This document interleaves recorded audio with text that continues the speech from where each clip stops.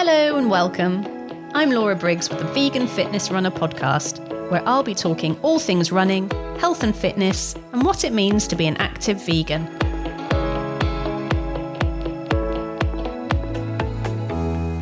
Fiona Brennan is a vegan runner and content creator who embraces slow running. For Fiona, being at the back is where the fun happens. We discuss what it's like to run slow and to stay motivated. Hi, Fiona, and welcome to the show.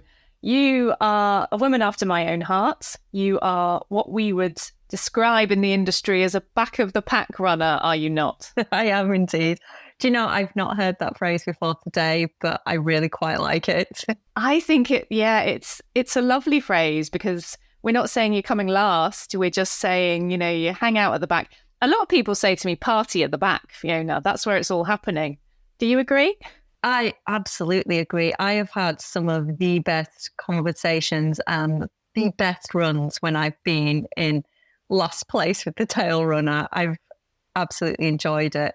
I don't know about you, but one of the things I always do when I'm looking to do a race is I'll go through and I'll see what the final person's finishing time was to judge whether or not I am going to be the last person through those finish lines.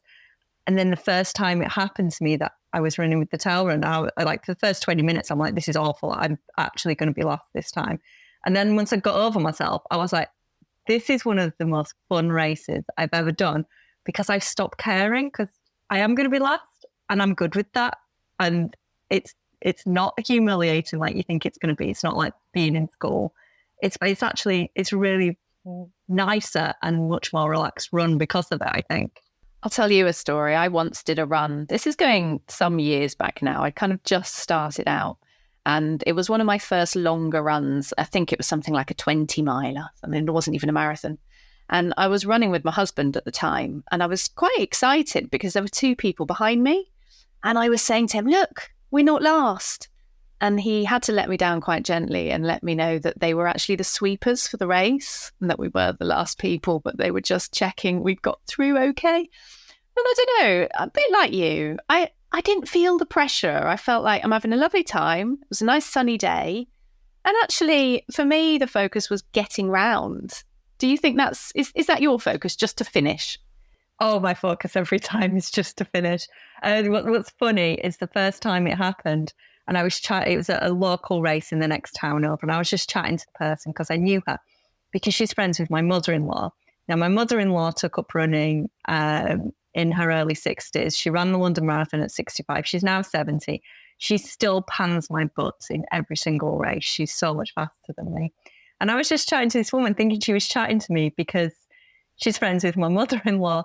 And then I suddenly went, you're doing the tail running for this race, aren't you? She's like, yeah, but it's really nice to chat to you and get to know you a bit better.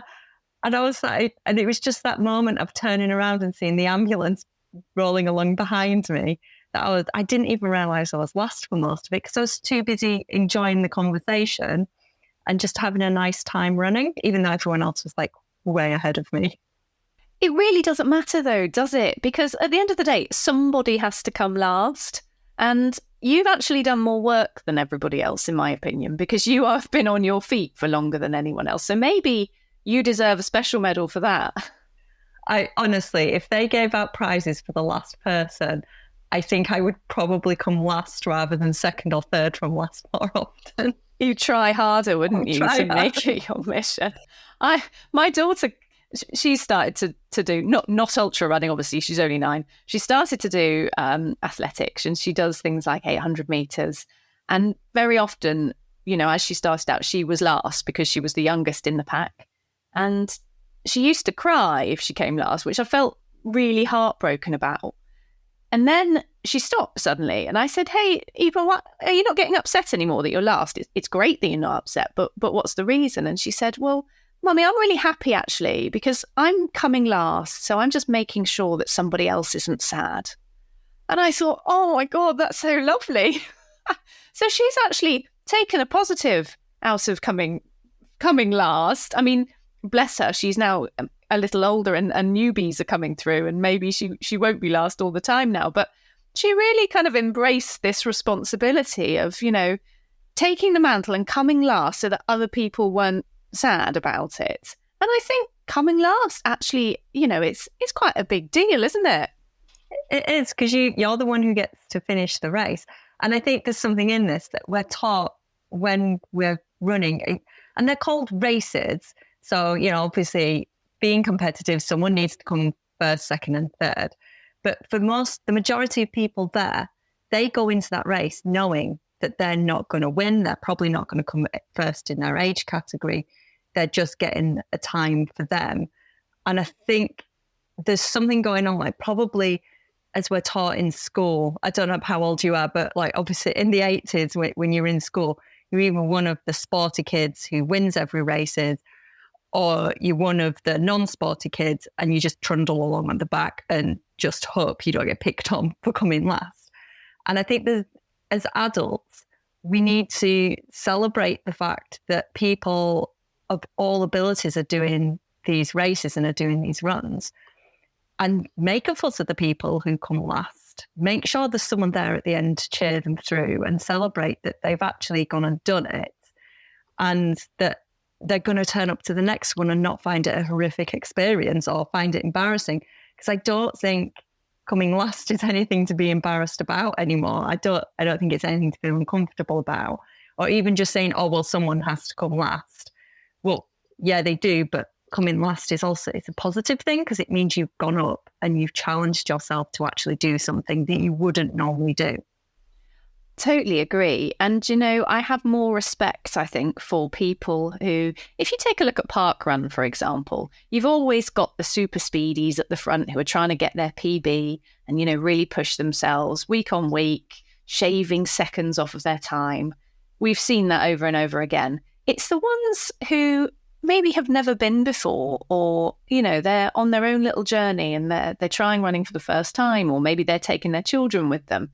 And they're just, really battling it out at the back in their own heads just to get round that first parkrun. And I think they're the really inspiring ones for me. Do you see it in the same way? Oh, absolutely. I enjoy parkrun way more when I go with my kids, especially with my daughter. She's 9 years old and she's not like me. She's not very fast. She's a slow runner like me. And we'll just we'll run along for a bit. We'll have a little bit of a skip. We'll hold hands the entire way around and we'll just have fun and have a chat while doing it. And we've now got like a little group at our regular park run of like people of all ages who see us every single week and they cheer her on, and they cheer her on at the same spots. And I'm at the same spots where she's going, I don't want to do this anymore. Can I just stop now? And I'm going, it's actually closer to the end than the beginning. We've got to keep going. So and I just find that so much more of a community feel to it and really welcoming than the times when I go and do it on my own and all I'm thinking is get round as fast as I can do. So yes, I would definitely agree. That's great. I just love that philosophy of hanging out at the back. Is there a distance for you, Fiona, that you feel more comfortable with? Is parkrun your favourite distance, or do you like doing much longer stuff? So this is interesting. And I think I might have mentioned this to you when I was saying, do you want to interview me? I had a DNA test a couple of years ago by a nutritionist. And one of the things she pointed out to me in this DNA test is genetically, I am built for endurance rather than speed. So actually, physically and genetically, I'm not able to go super fast, but I am able to go for super long distances. And I see, as soon as she said that and said that this is how my body's built, it was like something just clicked in me. And I was like, that's what I enjoy doing. I have my speed, and it doesn't matter how long the run is. I just sort of trundle along at the same speed. And I love trails because they're a little bit more challenging and you get these super fasties that go off. But I find that sometimes when there's hills involved, because I'm quite stubborn and I just put my head down and go, that I'll keep on running up the hills and I walk up them as much as some other people. And I just really enjoy that longer distance. And it never really occurred to me until I found out that actually this is what my body's built to do. It is built to go these longer distances. So I'd say my most comfortable distance at the moment It's somewhere between 10K and a half marathon. And I'd love to do a few more half marathons in the next year or so. But I find that just getting longer and longer distances is, my body just relaxes into it and it feels comfortable. That's super interesting, isn't it? That a DNA test showed that actually you are not built for speed. And a lot of people will flippantly say, won't they, oh, I'm not built for speed. And maybe they're referring to their own kind of body shape or their own issues that they might have and their worries about running fast. Whereas actually, there are certain genetic things within us that, prevent us perhaps from being the fastest in the pack, and that actually endurance is a far better way for us to run. I mean, women, I think, overall, over much longer distances, tend to do better than men. That's a bit of a broad brush, but that is, that is out there, that information. And for you, obviously, this test has shown that, longevity and endurance is more your bag. I find that really interesting, actually. So can I ask, did you go for a DNA test to find this stuff out, or was that on a separate issue? I actually, my friend runs the DNA test business, and I was helping her out with something. And she said, oh, in return, can I do a free DNA test with you? And all the data helps me build up a bigger picture of how I can help others. So I was like, okay, yeah, I'll do that.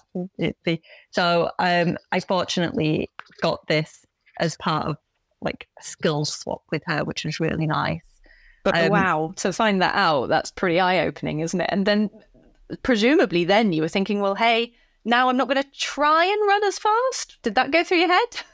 That absolutely went through my head. So I do speed training once a week. This is a really good example of like how you need to work to your body's natural ability.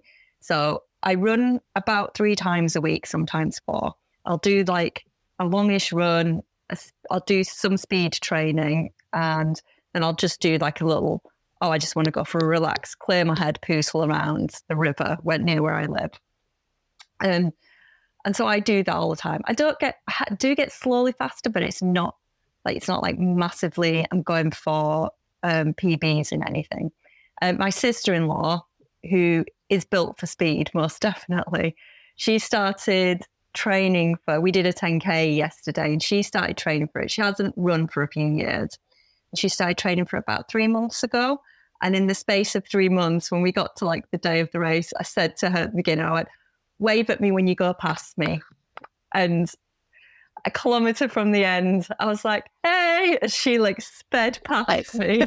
Yeah. And she trained like twice a week. And I'm stood there going, this just proves my point that I can run like 3 times a week consistently throughout the year. Like I've done the most of it that I've ever run is this year, and I've done like almost 600 kilometres. I'm really pleased with that. And she's just run a couple of times a week and just been like zoom, straight past me at the end. But it just goes to show that you've got to work with your body and what your body's capable of. And I think before I'd had this test, I'd have comments from people going, oh, well, you're not training enough, or you're not doing enough speed training, or you're just not trying to go faster. And I'd sit there like really upset going, but I am trying to go faster. It's just not working for me. And as soon as I got that information, I was like, do you know what? This is just a pressure off me, and I'm just going to enjoy what my body is built to do. And I'm not built to sprint. I'm not built to be a speedy person. So why don't I just run for the pleasure of it and change? You know how as runners, we all have those goals of I've got to have my fastest 5K. I've got to have my fastest 10K and half marathon and marathon. I actually changed those goals to, okay, what's the most kilometers I can run in a month? Earlier this year, I did a 50-mile charity running challenge. It was split over 11 days. But I was really proud of myself for doing that and raising money for this charity. And I do things like, okay, how many meters of elevation gain can I get in a month? And I just changed my goals. And I think that has worked so much better and makes me feel better about myself, better about my running, to the point where I actually go, do you know what? I am a proper runner. Might not be the fastest, but I'm a proper runner. You absolutely are. And it sounds like that test, although the test shouldn't have been the reason for this, but it gave you a certain validation. I think it's so easy, isn't it, as runners to become demoralized with our performance and think, oh, that wasn't fast enough. It wasn't long enough. I wasn't good enough. I didn't feel, fit enough. And we're so quick to put ourselves down. But that test, obviously, for you has given you kind of maybe made a little switch in your head. I once spoke to a really interesting sports psychologist called Josephine Perry for an interview I did a very long time ago now. But she said something really interesting to me. And she said, we have these goals as runners, and the goals tend to be time, speed, distance. And she said, if you just tweak those goals slightly and say, right, I'm going to throw speed out the window. I don't need to know how fast I did something. I want to know how much I enjoyed it. Do I feel better for it? Did I spend quality time with my children? If we're changing those markers to things that we value, then we get so much more out of those runs, don't we? Oh, absolutely, we do. And I really wish more people would do that as well, because there's so many people I see, like friends and family members, who go, right, I really want to get this time in this particular race. And they get like maybe 30 seconds off it, or 30 seconds slower than what they wanted to do. And they're so disappointed and unhappy. And I'd be there like mind blown, just going, but you were only a minute out. You were only 2 minutes out. What does it matter? You enjoyed the race. You did all the hard work and the training. It's such an achievement. And I feel that there's times we put so much pressure on ourselves to hit certain times for no reason other than, it's reinforced all the time that you have to get what good looks like, or what good looks like on average, or what good looks like for your age or your gender or your body build.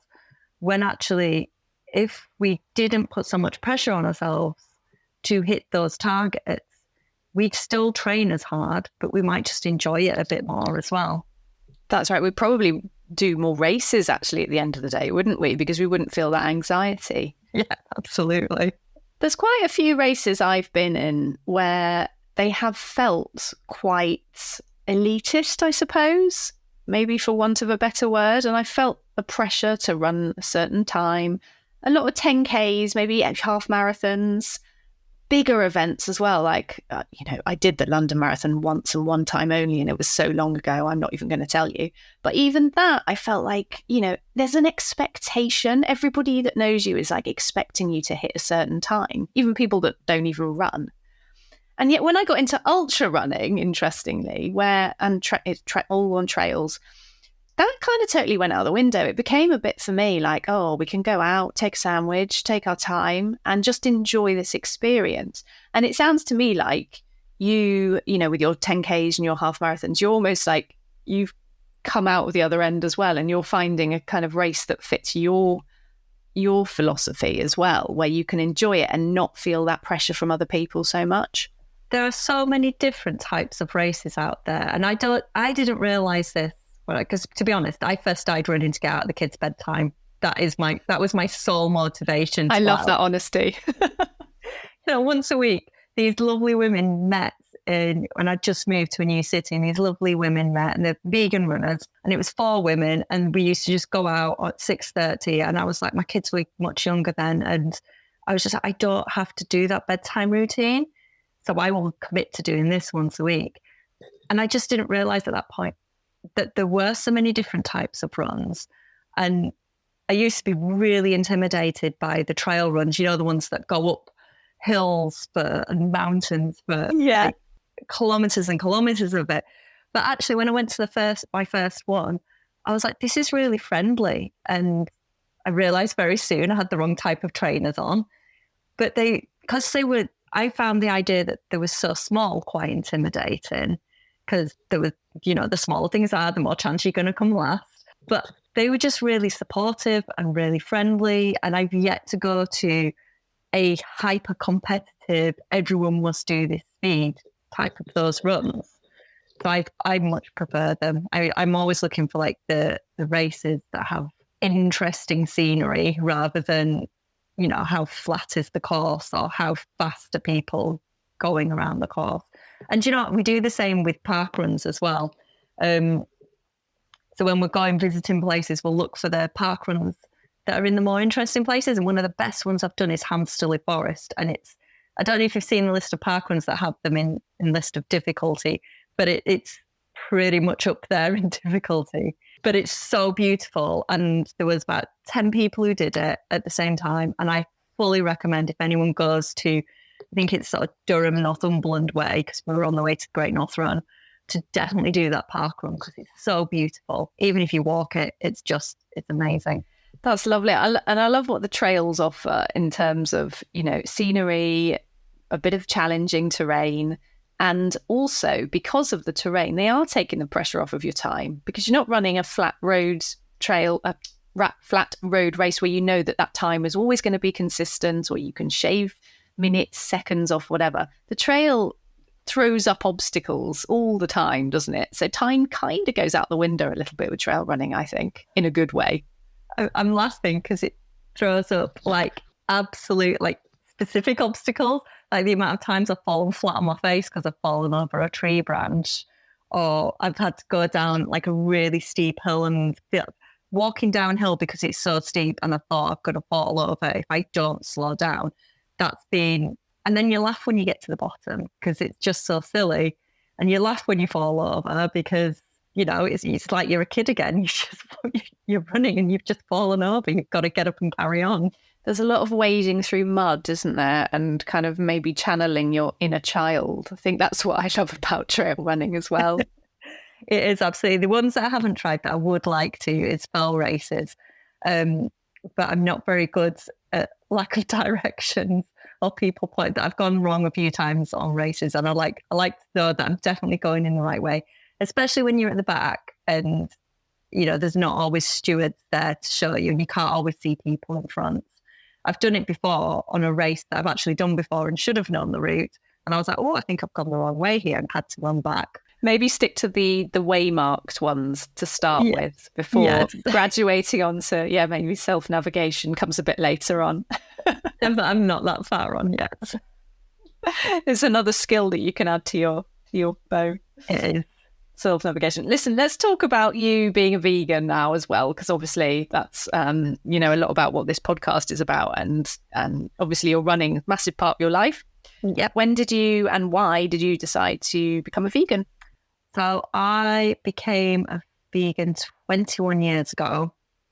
I was in university. I was sort of, I've been vegetarian for a very, very long time, since I found out where my burgers came from, and I was like, that's it, I'm not eating meat anymore. And when I went to uni, I'd stopped eating dairy as well. And I went home to visit my parents at Christmas. And they were like, oh, well, you said you wanted this soy milk, but we couldn't find it. So we just put normal milk in all of your stuff all week. And I came out head to toe, swollen up in hives. And that was when I realised how I'm very much allergic to dairy and it used to trigger my asthma.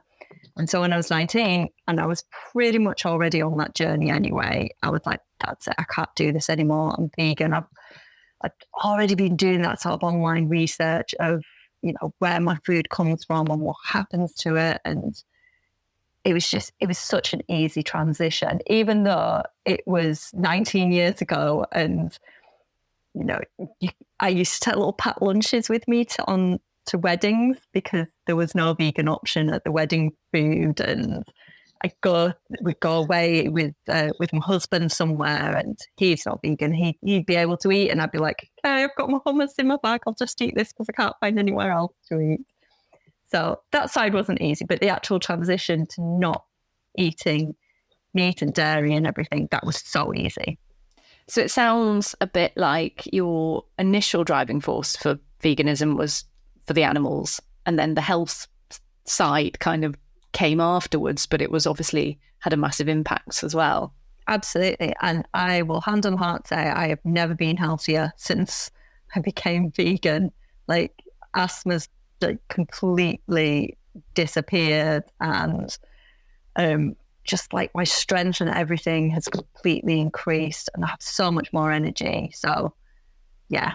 That's really interesting. I know a lot of people with dairy, certainly they have, intolerances, and it can cause, all sorts of skin conditions, can't it? And also, probably the asthma as well is related to the dairy. So it's interesting to hear firsthand how, you've seen such an improvement from your food and your lifestyle. Yeah, it is. And I couldn't recommend it enough. I've been through 2 pregnancies vegan, which the first one, because my son's now 12 years old, and obviously there wasn't as much information back then when I was pregnant with him. And one of the midwives kept saying, you need to take iron supplements. We need to test you more. We recommend changing your diet. And I'm there going, well, I feel fine, so I'm not going to do that. And then all my test results had come back. And I had this lovely midwife who was really advocating for my vegan diet. And she was like, not only are these a brilliant test results, but you've got iron levels we don't expect to see in a pregnant woman anyway. So your iron levels are really good.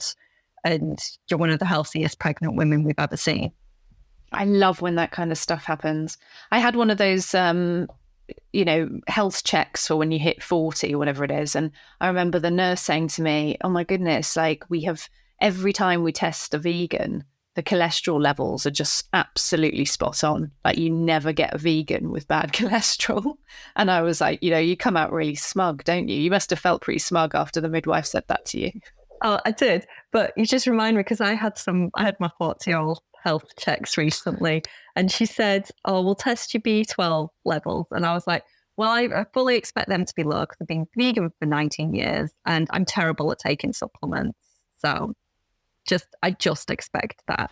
Yeah. She was like, going, well, we'll deal with it when it comes. Anyway, when the test results came back, I have really high vitamin B12 levels. And again, she was saying, these are incredibly healthy levels. There's absolutely nothing wrong with you. So that's amazing, isn't it? And so many people, when they hear that you're a vegan or, suggest a vegan diet, they say, oh, it's iron and B12. You'll be lacking it. You can't get it from your diet, blah, blah, blah, blah.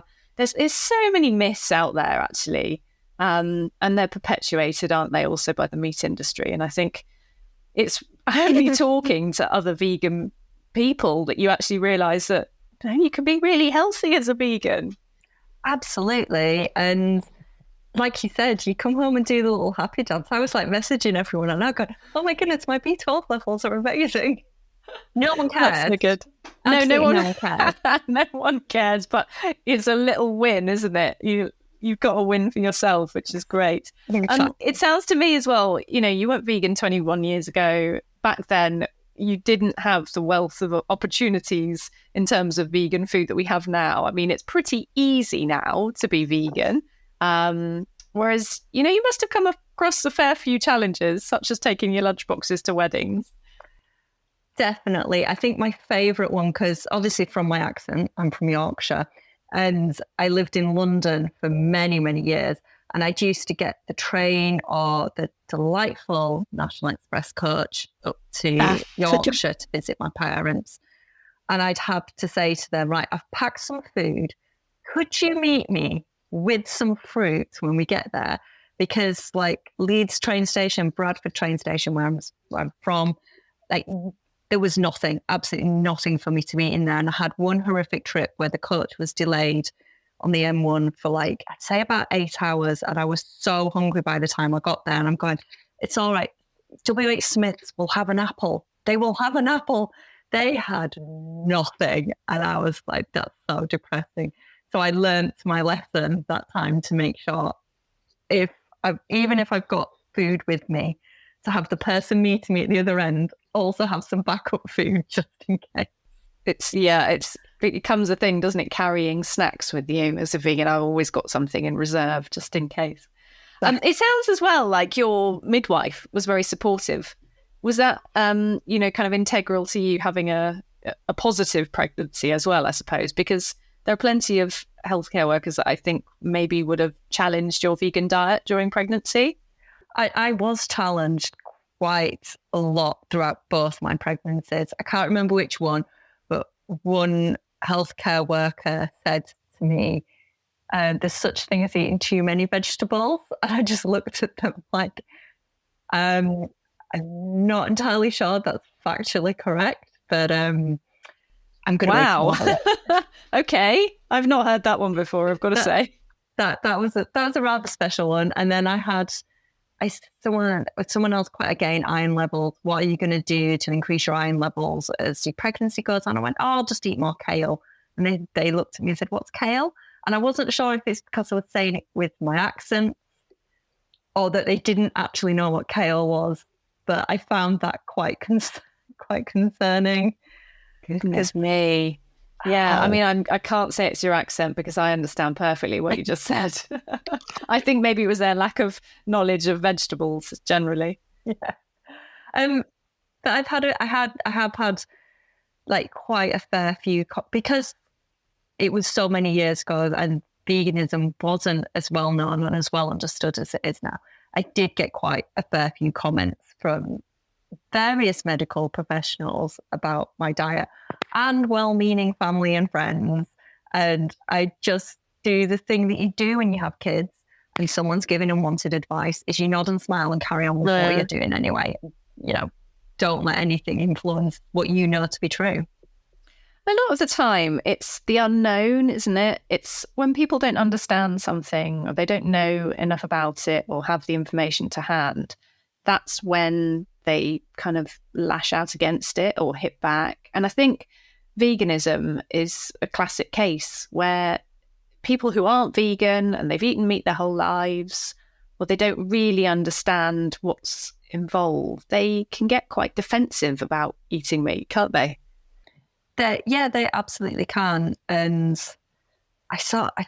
I'm of the, because I think it's because I've been vegan for so long, I just tend to like roll my eyes and then carry on with a different conversation because some people's minds need to be changed slowly and gently and over time and come to it in their own time and their own way.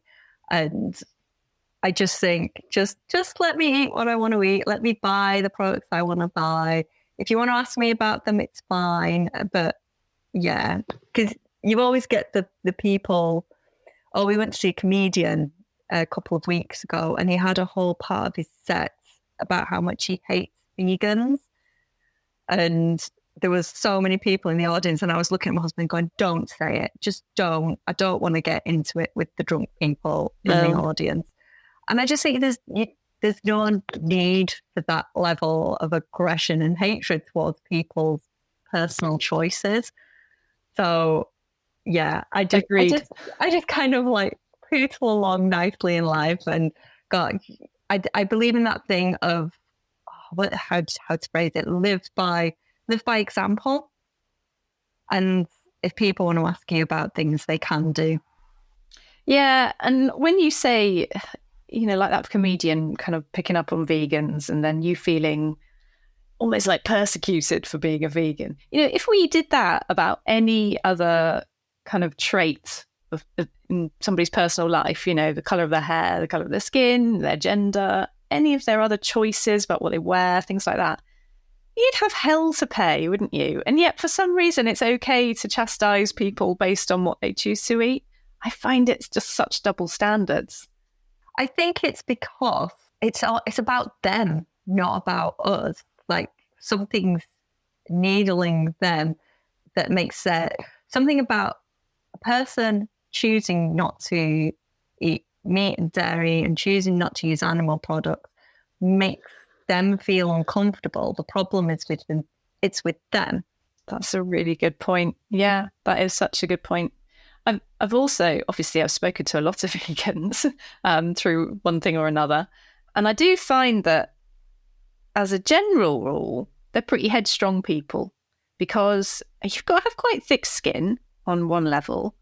You know, I interviewed Fiona Oakes not that long ago, and she said that, you know, a driving force in her life is her mum, and she was hugely supportive, which was so lucky for her because she decided at the age of 6, that's it, I'm going vegan. Very, very headstrong woman, very, you know, amazing ultra runner. But it's not just her, you know, you sound very, kind of like, what you want, and you don't let other people's, views about veganism sway you in any way. You've made your mind up. Do you think, as a general rule, that I'm right in saying that? Oh, absolutely, I do. I think there's a point in your life which you realise this is right and this is right for me, and there is no telling me that it's otherwise, because all the evidence, and I always think that it's curious people who are curious about what happens in the world, what happens not just to animals in the meat and dairy industry, but beyond that, and what happens to the people working in those industries, and how that impacts the environment and the world, and how it's changing our world. And the people who are curious enough to look into that are generally the sort of people who are like, okay, this is what is right for me. So I'm going to go down this road, and I'm not going to be swayed by someone telling me otherwise. Absolutely. And I think another thing is that once you scratch behind the surface and you do see what the meat and dairy industry involves, and you've made that choice, that it's so apparent that that's the right thing to do. It suddenly becomes glaringly obvious, that we shouldn't be eating meat, we shouldn't be using animal products. And it turns everything on its head, and you think, why the hell can't people see, what this is doing to our planet, what this is doing to animals, the way we treat them? It's so wrong. And it's like, it's as clear as day to me now. I mean, I haven't been a vegan for as long as you have, but there's no way I would ever go back. I can't go back, not once you've seen it. Exactly. Well, I like to play a fun game. Normally when I'm on public transport, because my voice carries, and I don't mean for it to, but I'm aware that it does. So I like to play the little game of, let's see how many cows we can spot in the field. And if I'm with someone of my age, I'll go, and then we'll compare it to how many cows we could spot in the field in the 80s. And just sort of pointing out how few animals you see in the field these days. And I'll go, not because the animals don't exist anymore, but they're in big factories now, not seeing any sunlight. So just those little simple games of, let's play this, and I do it when my kids are there. They know what I'm doing.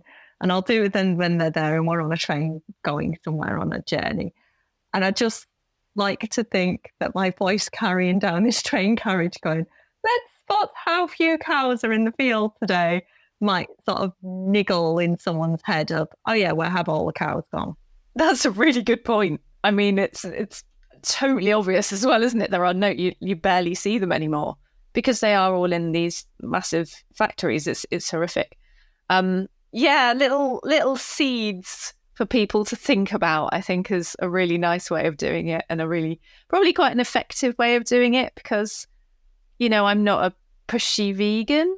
I am in one sense, obviously, because of this platform, but, I don't go out of my way to change people's minds. That's for them as individuals to do. And it seems to me that that's your philosophy as well. Absolutely. I am not evangelical about it at all. And I try stay away from that, because I don't always... it reminds me sometimes of the guys at Oxford Circus. And the same guy, I went down to London a few weeks ago, and the same guy is there that was there when I was there in my early 20s, still screaming at everyone how we're all going to hell. And I just think, how many people have stopped and listened to you and agreed with you to the point that they want to join you? And you're still here, 20 odd years later, saying the same thing. At what point do you realise that your method might not be the right one? Yes, very good point. And so I think no matter what your message is, if you're sort of screaming at people, you need to do this, and telling them, nobody likes being told what to do at all. No, that's true.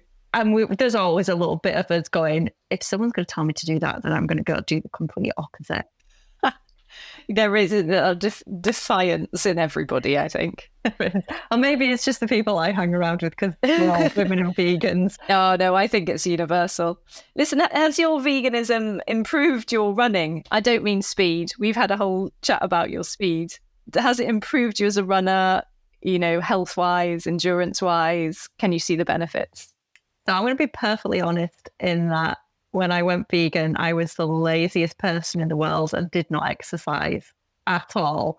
And it's only in the last sort of 3 or 4 years that I have started doing any sort of like consistent exercise. But what I will say is that when I've gone pretty much wholly plant-based, I have definitely seen a difference.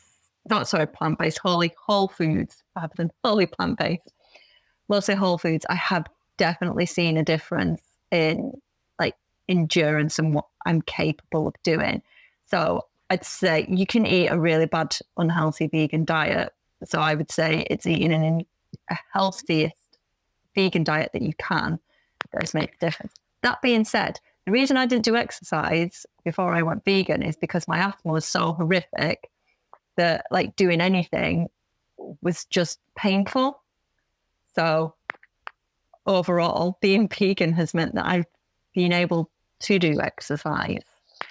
So it gave you the tools to start with to be able to exercise. And then once you were exercising, you took it to that kind of next healthy vegan level and kind of cut out the processed stuff as best you could. Exactly. I mean, with the whole food side of things, I do find that incredibly difficult because I do love chocolate and I do love like the odd bits of junk food, but it does feel so much better. And again, I wouldn't be evangelical about it because I think each their own and eat what is right for you and listen to your body. And everybody likes a little bit of junk food, don't they? I've got to say, some of the vegan snacks are pretty good as well. Do you know, when it first started becoming, I'd say like 3 or 4 years ago, and like there was stuff available everywhere. Because I used to be like, oh, this brand has brought out a vegan version of it. I need to try it. I need to support them. And then all of a sudden one year I'm going, I could not physically support every single thing that's come out, or else I would end up so unhealthy. Yeah, it's true. For me, it's any kind of if they come out with a chocolate bar version. So, they came up with the vegan Kit Kats, didn't they? And they're the ones I'm always like, oh, I better give them a try and see how they compare to the original. And then you're right, there's so many now, so much to choose from that if we did that, we'd be, the size of a house, I think. So I've had to rein that in a bit. Although I will say my favourite, because I struggle sometimes with running fuel, but my favourite running fuel, and I know it's not the best, I know it's not good for me, but sour watermelon candy kittens. I don't care if I'm going to sugar crash about 20 minutes later, I'll just eat some more. No, you and me both. The watermelon ones and the cherry ones are also really good. I can thoroughly recommend them. I do love a candy kitten, that has to be said. I don't even like sweets. I've never liked sweets. So this is like, it's mind-blowing to me that this is revolutionary. There's a sweet out there that I like and that I'll eat it when running. Fantastic. So Fiona, you've done your 10Ks, you've done your half marathons. Do you see yourself now going any further than that? Oh my goodness, yes. Me and my husband, or rather I should say my husband and I, have plans next year to sign up for the Marathon de Medoc, which is... Wine involved in that? Wine, but it's more that it's in fancy dress and it looks like a massive festival. There's music around the whole route. It's in France. I mean, what's not to love? It's a marathon that doesn't take itself seriously. It looks phenomenal. Do you know, I have a very good friend who does that most years and she takes it to the absolute limit. She dresses up. She drinks wine every mile, I think, is on offer. She ends up absolutely steaming drunk lying on the floor. So, you may well beat somebody. Like I said earlier, there is a race for everyone. And I think that might well be the race for me. It sounds absolutely perfect. Listen, it's been an absolute pleasure talking to you. It's so nice to find somebody who is, happy running at their own pace. And I wish you every success next year in your wine marathon. And really good luck with the running, Fiona. Thank you for talking to me. Oh, thank you. I really just hope that I've encouraged anyone who finds it intimidating going to races or going to a running club or anything like that, to encourage them to just do it and not worry about how fast they are and to just enjoy it, because it's not as intimidating once you actually start doing it. I'm sure you have encouraged lots and lots of people now to just get out there and give it a go. Thank you for that, Fiona. Oh, good. It's been lovely chatting to you as well. And you, take care. Thanks. Thanks so much for listening, and don't forget to leave a review for the Vegan Fitness Runner podcast. Please subscribe if you don't want to miss an episode, and remember you can find out more about all my guests and further information on all the topics covered over on the website veganfitnessrunner.com. Thanks again, and bye for now.